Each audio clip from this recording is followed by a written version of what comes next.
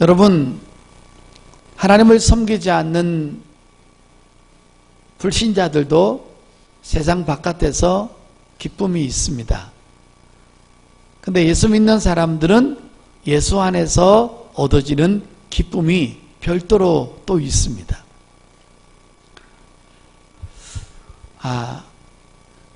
예수님 오시기 전까지의 모든 이스라엘 백성들은 전부 다 어디 아래에 있었냐면 율법 아래에 있었습니다.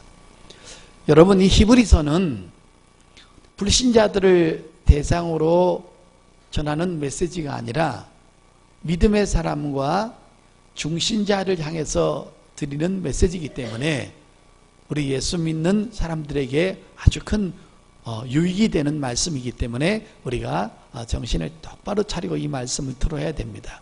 그래서 히브리서 내용은 거의 다 얕은 수준의 내용이 아니라 다 깊은 내용인 것을 우리가 발견할 수가 있습니다.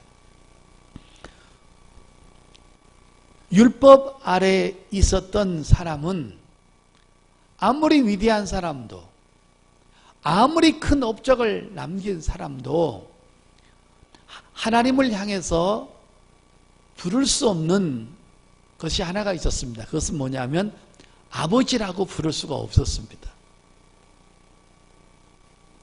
왜냐하면 예수님 오시기 전에 율법 아래에 있었던 모든 사람은 아무리 위대한 사람이라도, 예를 들어 심지어 아브라함, 이삭, 야곱, 다윗, 모세, 너무너무 훌륭한 사람들이죠. 그런데 그 모든 사람이 아무리 큰 일을 행하고 아무리 큰 업적을 남겼다 할지라도 하나님하고 그들의 관계는 뭐냐면 주인과 종의 관계였어요. 이것을 바로 율법 아래에 있었던 사람이라고 말하는 것입니다.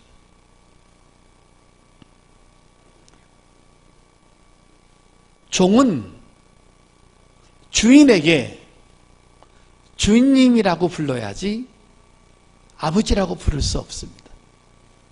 그래서 율법 아래에 있었던 모든 사람은 그 관계가 아버지와 아들의 관계가 아니고 종과 주인의 관계요, 그 다음에 창조주와 단순한 피조물의 관계였기 때문에 어디 감히 여러분 종이 자기 주인한테 아버지라 부를 수 있습니까?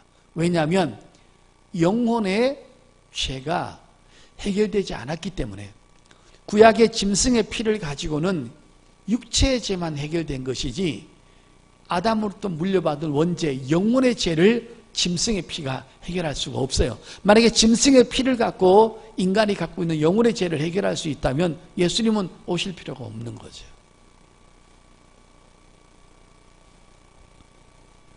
그런데 여러분, 예수님 이후에 탄생된 모든 사람들은 교회에 와서 복음을 듣고 예수님을 영접함으로 말미암아 우리가 모두 다 죄사함을 받고 하나님의 자녀가 된 것입니다.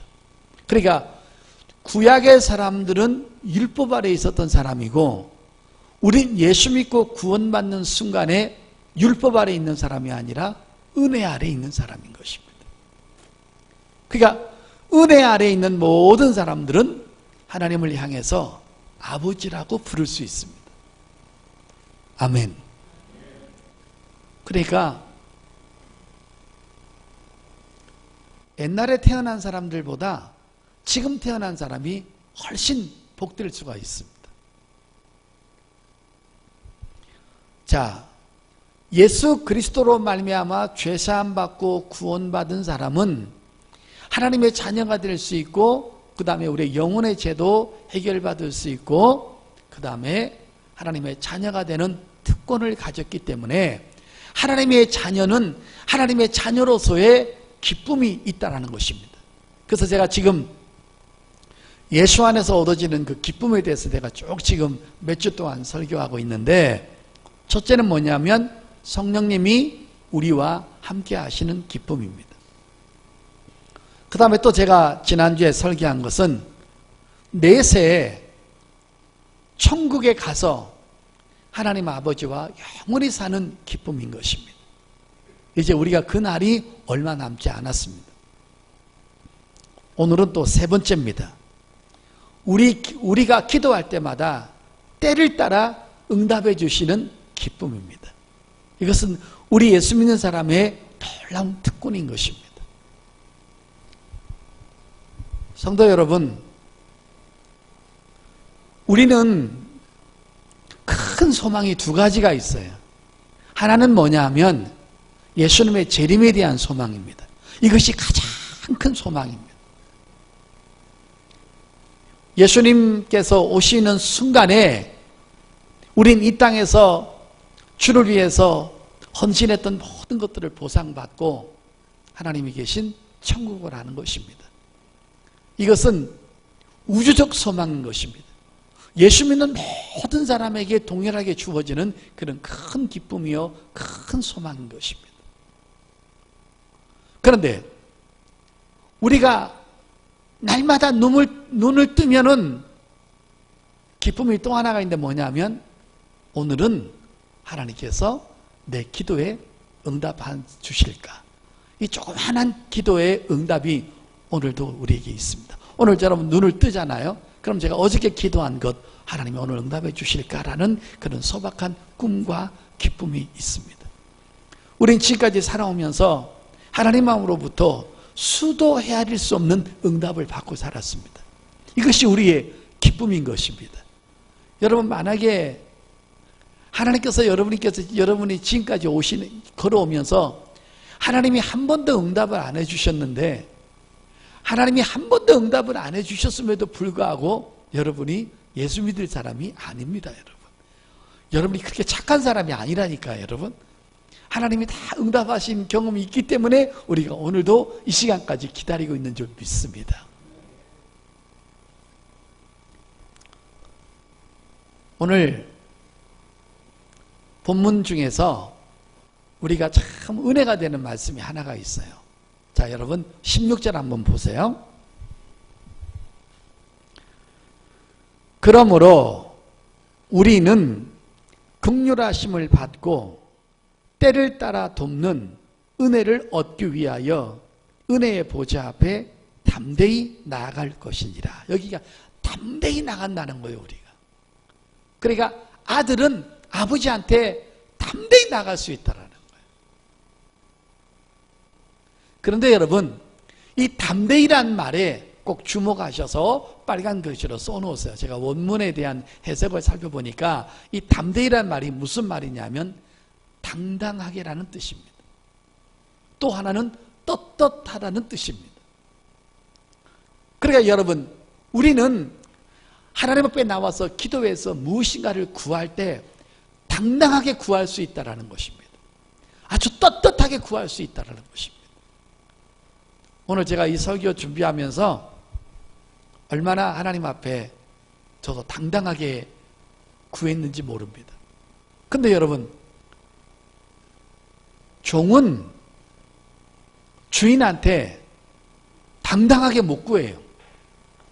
근데 자녀는 아버지한테 당당하게 구합니다. 여러분 어느 자녀가 집에서 밥 먹으면서 엄마 그 냉장고에 뭐 있어? 그 소고기 볶은 거 홍어 무친 거 빨리 다 갖고 와봐. 나 먹게. 자녀는 부모한테 그 먹어주는 것만 해도 고마운 거예요. 빨리 갖고 와 이러지. 어느 자녀가 부모 눈치 실실 보면서 어머니 기분이 어떠십니까? 제가 배가 몹시 고픈데 냉장고에 있는 음식을 좀 먹으려고 하는데 그래도 되겠습니까?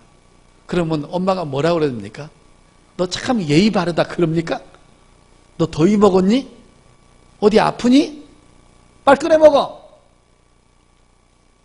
여러분 자녀는 부모한테 당당한 것입니다. 그러니까 이 담대히란 말은 당당하게 나갈 수 있다는 것입니다. 오늘 제가 이 설교를 준비하면서 늘 알았던 내용이지만 어쩌면 그렇게 말씀이 내게 힘을 주는지 여러분 우리가 구약의 배경 한번 찾아보도록 하겠습니다. 여러분 갈라디아서 4장입니다. 4절부터 7절입니다. 때가 참에 하나님이 그 아들을 보내사 여자에게 나게 하시고 율법 아래 나게 하신 것은 율법 아래 있는 자들을 속량하시고 우리로 아들의 명분을 얻게 하려 하심이라. 그러니까 예수님께서 우리에게 오신 것은 아들의 명분을 주신 거예요. 6절에 너희가 아들이므로 하나님이 그 아들의 영을 우리 마음 가운데 보내사 아빠 아버지라 부르게 하셨느니라. 그러므로 내가 이후로는 종이 아니요 아들이니 아들이면 하나님으로 말미암아 유업을 받을 자니라. 아멘. 자, 여기서 보니까 가장 중요한 것이 뭐냐면 율법 아래에 있는 사람, 그 사람을 바로 종으로 비유했습니다. 그런데 예수 믿고 구원받은 자들에게는 율법 아래라는 말이 아니라 은혜 아래에 있는 사람, 빛 가운데 속한 사람, 뭐랍니까? 하나님의 자녀, 하나님의 아들, 그 다음에 그 하나님을 아빠, 아버지라고 부르시는 특권을 예수 그리스도로 말미암아 우리에게 주셨다는 것입니다.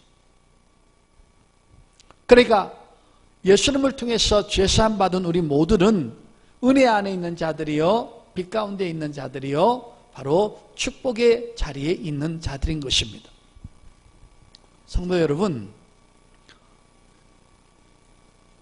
예수님 오시기 전에 유대인들이 예루살렘 성전에 들어갔을 때, 여러분이 아는 내용이지만 한 번 더 들어보십시오. 그 성전의 문을 열고 들어가는데 들어가는 처소와 신분이 다 달랐어요. 그러니까 자기가 이방인의 신분이었으면 이방인 뜰에 들어가야 되는 거예요. 만약에 이방인이 유대인들이 들어가는 성전에 들어가면 율법을 어겼기 때문에 쫓겨나든지 돌에 맞아서 고통을 당했습니다. 그래서 자기가 이방인이면은 이방인의 뜰에 가서 예배를, 제사를 드렸고요. 그 다음에 유대 여자하고 유대 아이들은 엄마와 아이가 들어가서 예배하는 곳이 따로 있었습니다. 그 다음에 세 번째가 뭡니까? 유대 남자들입니다. 유대 남자 20세 이상 된 사람들이 남자는 남자만 들어가서 예배하는 곳이 있었습니다. 그래서 자기 신분에 따라 들어가는 장소가 다 달랐습니다. 그 다음에 네 번째가 뭡니까? 레위인들이 들어가는 곳입니다.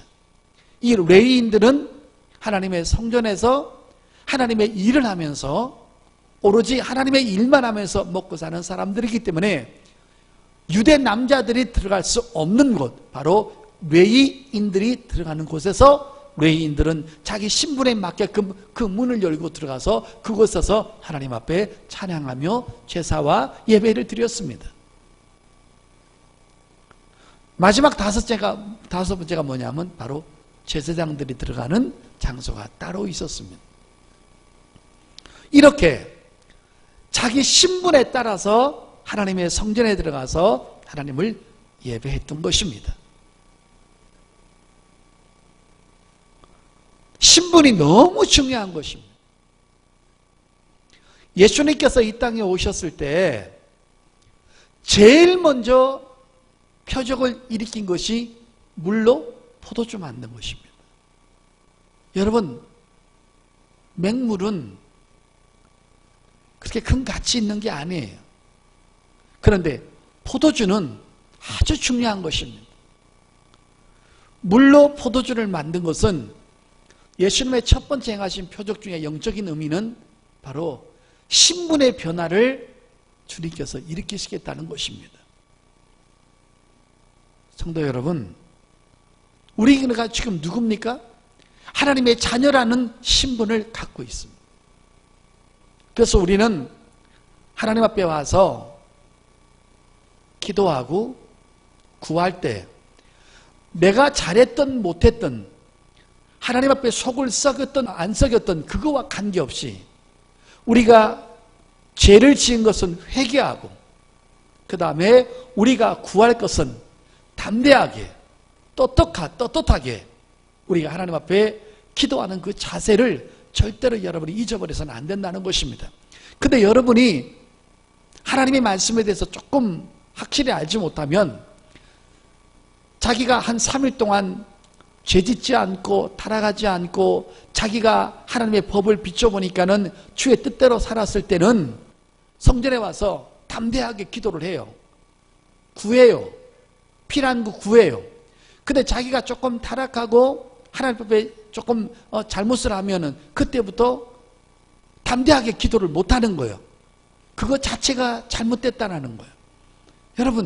여러분이 잘못하면 부모한테 야단도 맞아요. 그러나 또 우리가 구할 것은 또 담대하게 구하는 거예요. 자, 육성회비가 나왔어요. 대학교 등록금이 나왔어요. 내일 준비물이 필요한 거예요. 어제 꾸지람 들은 거하고는 상관이 없는 거예요. 꾸지람은 꾸지람이고 잘못했습니다. 그러면 되는 거예요. 아침에 일어나서 어머니 육성회비 나왔습니다. 아버지 필요한 것이 있습니다. 담대하게 구하는 거예요. 그게 바로 자녀된 신분의 놀라운 축복이라는 것을 믿으시길 바랍니다. 얼마나 여러분 감사한지 몰라요. 여러분, 우리가 평생을 살면서 목사인 나부터 우리 장로님들, 권사님들, 안수집사님들, 서리집사님들, 우리 모든 성도님들 신앙생활하면서 하나님 마음을 날마다 행복하게 만족하게 기쁘게만 해드릴 수 없어요. 우린 죄성을 갖고 있기 때문에 언제든지 하나님 마음 아프게 할 수 있고 또 잠시 타락할 수 있고 하나님을 조금 마음 상하게 해드릴 수 있는 그런 소지들이 충분히 갖고 있는 사람들이에요. 왜냐하면 죄성을 갖고 있기 때문에. 그런데 또 하나의 축복은 뭐냐면 구약의 율법 아래에 있었던 사람들은 아무리 위대한 업적을 남긴다 할지라도 결정적으로 하나님을 실패시키고 결정적으로 하나님 앞에 불순종하고 결정적으로 하나님 앞에 마음을 아프게 하면 하나님께서 종은 갖다 버려버리는 거예요. 예를 들어 사울 같은 사람 보세요. 그렇게 잘하다가도 마지막에 하나님 앞에 불순종하니까 하나님께서 네가 내 말씀을 버렸기 때문에 나도 너를 버려버리기 때문에 결국은 하나님께서 사울을 버려서 아말렉과의 전쟁에서 여러분 사울 일가를 망하게 하잖아요. 하루아침에 버리는 거예요.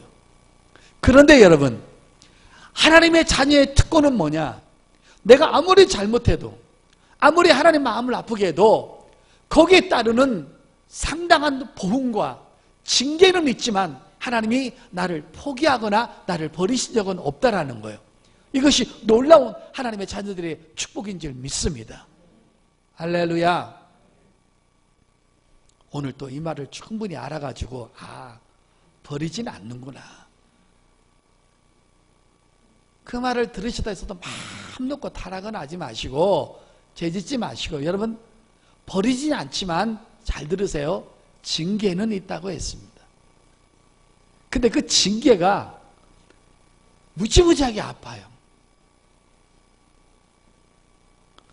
여러분 지금 눈빛을 보니까 한 번도 징계를 맞아본 적이 없는 사람들 같이 그러는데 하나님 앞에 징계 맞을 때 하나님이 한번 손대면 매우 아픕니다, 여러분.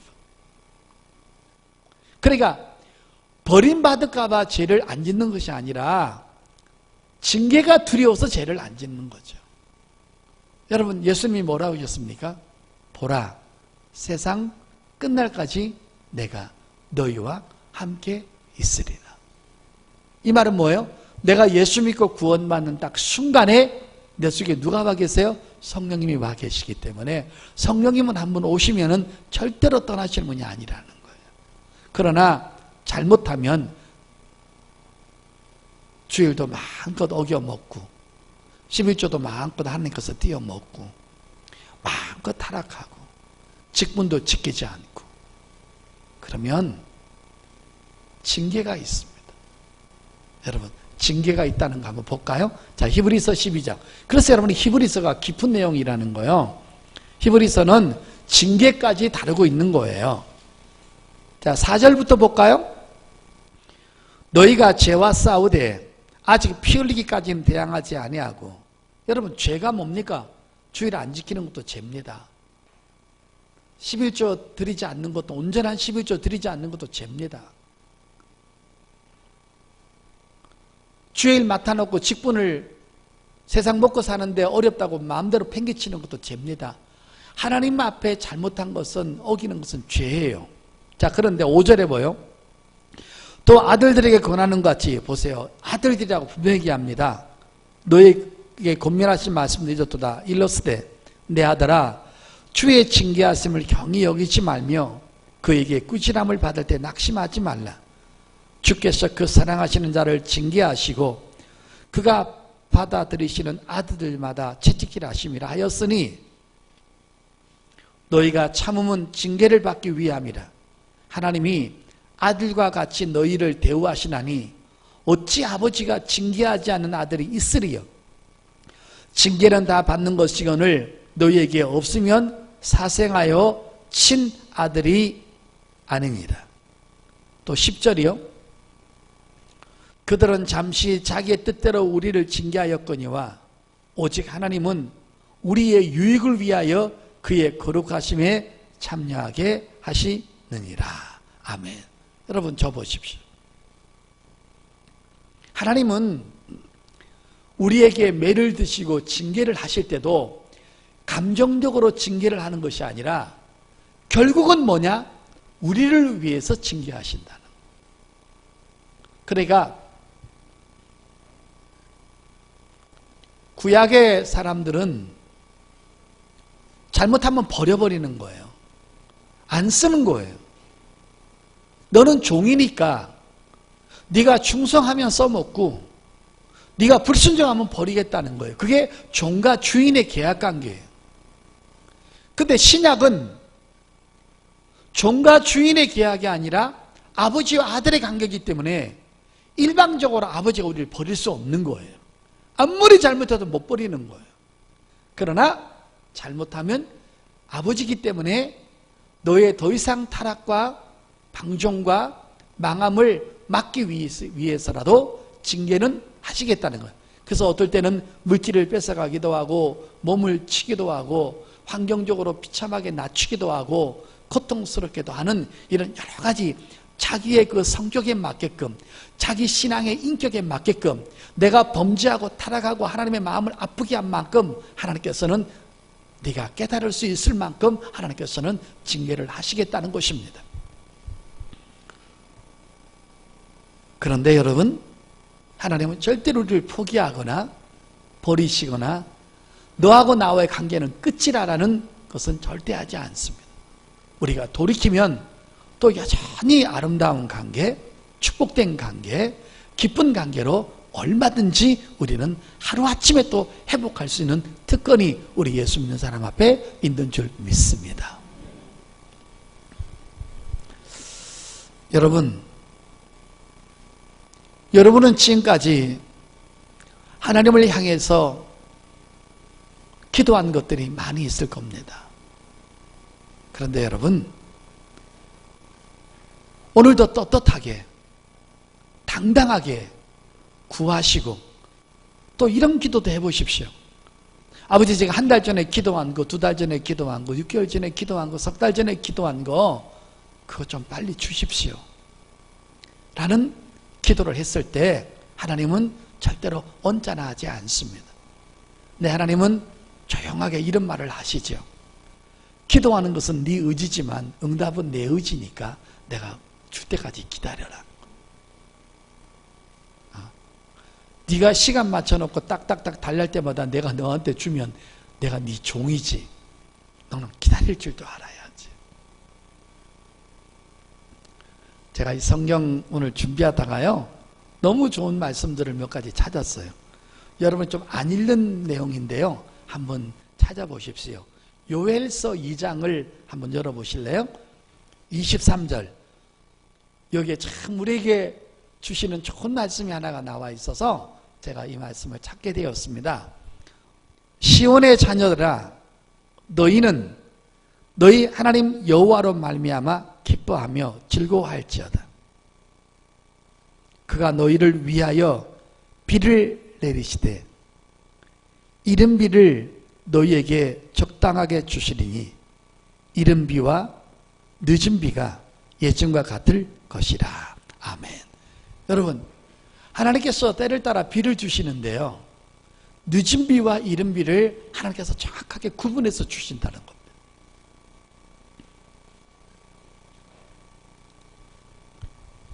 이 늦은 비와 이른 비, 이거를 바로 신약으로 해석하면 은혜로 비유할 수 있고, 성령의 역사로 비유할 수 있고, 하나님의 응답으로 비유할 수 있습니다.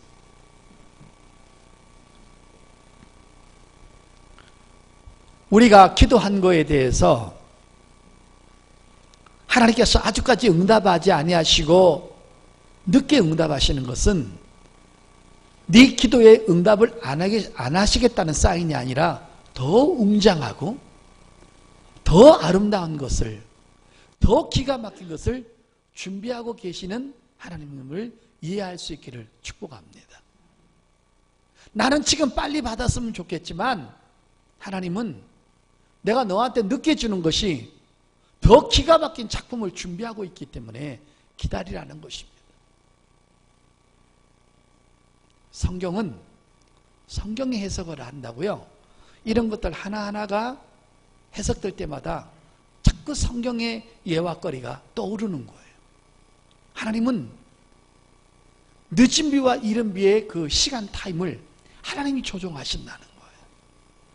빨리 줄 것은 빨리 주고 이따가 줄 것은 더 귀한 것으로 주신다는 거예요. 여러분, 제가 이 설경 준비하다가 거기에 맞는 내용을 하나 딱 창세기에서 제가 발견했는데 한번 저 보세요.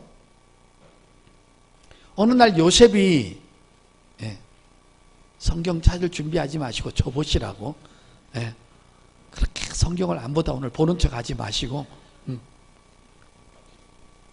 어느 날 요셉이 보디발 장군의 아내 억지 때문에 형무소에 들어갑니다. 형무소에 들어갔는데 거기서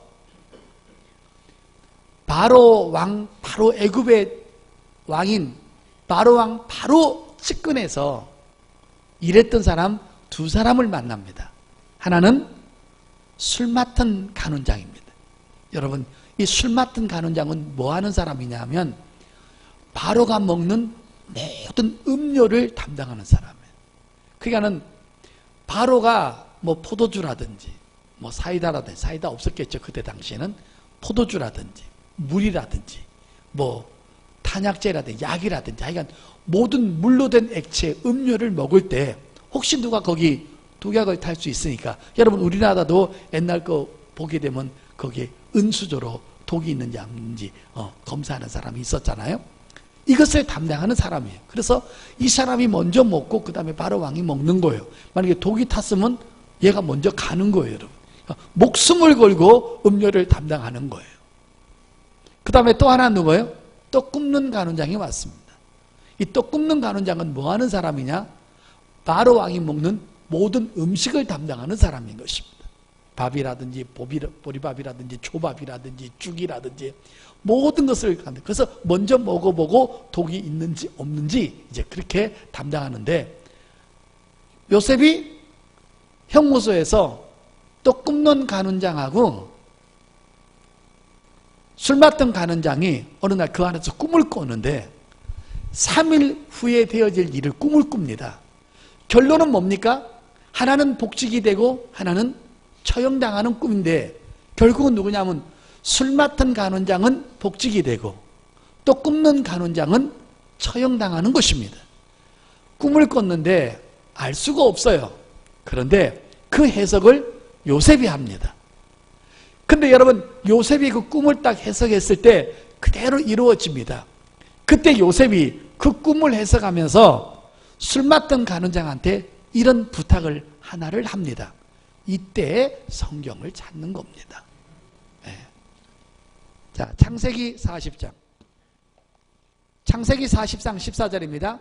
당신이 잘 되거든 나를 생각하고 내게 은혜를 베풀어서 내 사정을 바로에게 아뢰어 이 집에서 나를 건져주소서. 나는 히브리 땅에서 끌려온 자여 여기서도 옥에 갇힐 일을 행하지 아니하였나이다 그랬어요. 자, 그 다음에 넘겨보세요. 21절 볼게요. 창세기 40장 21절. 바로의 술 맡은 간원장은 전직을 회복하며 그가 잔을 바로의 손에 받들어 드렸고 떡 굽는 간원장은 매달리니 요셉이 그들에게 해석함과 같이 되었으나 술 맡은 간원장이 요셉을 기억하지 못하고 그를 잊었더라. 여러분 저 보세요. 요셉의 꿈대로 해석이 됐거든요. 그리고 요셉이 뭐라고 그랬냐면 당신이 복직이 되면 바로 왕에게서 정말 신통방통한 히브리 사람을 만났다. 그 사람은 잘못한 것이 없습니다. 전해달라고 했는데 뭐라고 그랬어요? 술 맡던 간원장은 요셉을 잊어버렸다고 그랬어요. 여러분 잘 들어야 돼요. 이 누가 잊어버리게 하셨을까요? 하나님이 잊어버리게 하셔요. 여러분 만약에 여기서요 이 사람이 요셉을 기억했다면 요셉은 겨우 형무소에서 나오는 것으로 끝나는 거예요. 국무총리가 될 수 없는 거예요. 할렐루야. 자, 그런데 세월이 좀 지났습니다. 이제 바로가 꿈을 꾸었습니다. 바로의 꿈은 뭡니까? 결론적으로 7년 후에 풍년이 나고 7년 후에는 다시 흉년이 나는데 전 세계가 굶어 죽을 만한 풍년과 흉년에 대해서 미리 꿈을 꾸었는데 애굽의 전 지역의 술객들이 그 꿈을 해석하지 못했을 때 그때 바로 술 맡은 간원장이 요셉을 기억합니다. 타이밍 죽여주는 것입니다. 볼까요? 자, 창세기 41장 9절입니다. 술 맡은 간원장이 바로에게 말하여 이르되 내가 오늘 내 죄를 기억하나이다. 바로께서 종들에게 노하사 나와 떡 굽는 간원장을 친위 대장의 집에 가두셨을 때 나와 그가 하룻밤에 꿈을 꾼즉 각각 뜻이 있는 꿈이라. 그곳에 친위 대장의 종된 히브리 청년이 우리와 함께 있기로 우리가 그에게 말하매 그가 우리 꿈을 풀되 그 꿈대로 각 사람에게 해석하더니 그 해석한 대로 되어 나는 복직되었고 그는 매달렸나이다. 이에 바로가 사람을 보내어 요셉을 부르매 그들이 급히 그를 옥에서 내놓은지라 요셉이 곧 수염을 깎고 그의 옷을 갈아입고 바로에게 들어가니. 아멘. 여러분 저 보십시오. 이 꿈을 해석해서 7년의 흉년과 7년의 풍년을 알아맞혀서 이 꿈이 그대로 들어맞자 요셉은 애굽의 국무총리가 되고 결국은 국무총리가 된 다음에 나중에 자기 가족들 전체를 구하는 축복이 시작됩니다. 성도 여러분, 이렇게 하나님은 늦은 비와 이른 비, 빨리 주시는 응답과 늦게 주시는 응답을 적절하게 하나님께서 그 시간을 조정하셔서 내게 가장 좋은 것으로 응답해 주시는 하나님인 것을 믿으시기를 바랍니다. 그러니까 응답이 늦다고 왜 안 주시냐고 불퉁불퉁하지 마시고 응답이 늦을 때마다 하나님 얼마나 좋은 거 주시려고 또 이렇게 저를 설레게 만드십니까? 뭐 이렇게 큰 기가 막힌 걸 또 만들고 계십니까? 여러분 우리가 늘 이런 약속을 붙잡고 늘 기도하셔서 때를 따라 내게 최상의 것으로 응답하시는 그 기쁨으로 가지고 우리가 또 신앙생활 승리할 수 있기를 예수님으로 축복합니다. 우리 놀라운 기쁨이 있는 것입니다. 자녀된 축복의 기쁨, 때를 따라 또 응답하시는 기쁨, 당당하게 또 구하시는 기쁨들이 예수를 통해서 우리에게 왔으니 예수님에 대한 은혜 감사하시고 주의 일 열심히 행하시기를 예수 이름으로 축복합니다.